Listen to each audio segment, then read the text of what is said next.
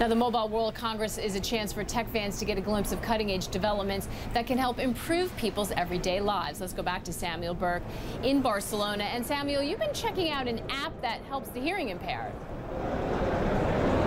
That's right, an app that works in conjunction with these devices. You know, Maggie, you and I have spent so much of the past 2 years talking about the Amazon Echo and smart speakers. My aunt, who's hearing impaired, is a faithful viewer of your show and always asks, what does this technology mean for me? All these new smart speakers.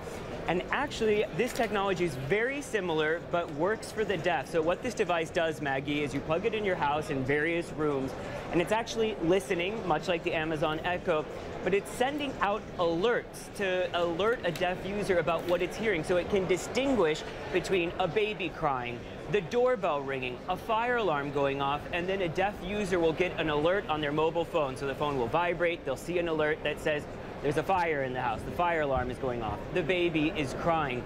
It costs north of $700 and then $29 a year for the subscription. Here in Spain, where the technology was invented, the government is reimbursing people for using this type of technology, the cost of it. And I have Aurora Lopez, who's a user of this technology already. Thank you very much for joining us. Also, her interpreter is here. Thank you. So I just have to ask you, what is the most useful part of this technology for you? Is it alerting you to the baby crying? Is it the doorbell? Could it be, God forbid, the fire alarm? Well, this device is amazing, and the enterprise also is amazing. I wish I would have it when my son was a baby. Now he's already grew up.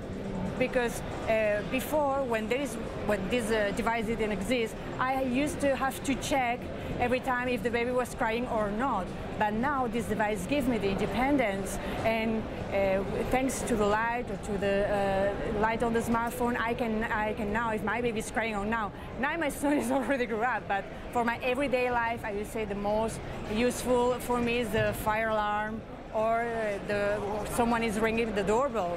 But there's also a lot of adaptations to different sounds, maybe for water.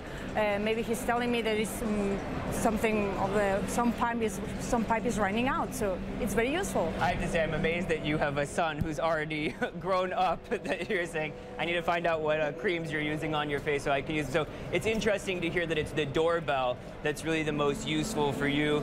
And if I understood properly, that you're saying it can alert you if there maybe is water running in the house, and that will alert you. The device, Maggie, is listening. You plug these in various rooms, and then the device that Aurora has here is really the hub, and then that's what alerts these different devices. So similar to an Amazon Echo, but making a different shift for a community that could really use this type of technology. Always amazing to see when technology can actually help, that it's not just the selfie emojis out there.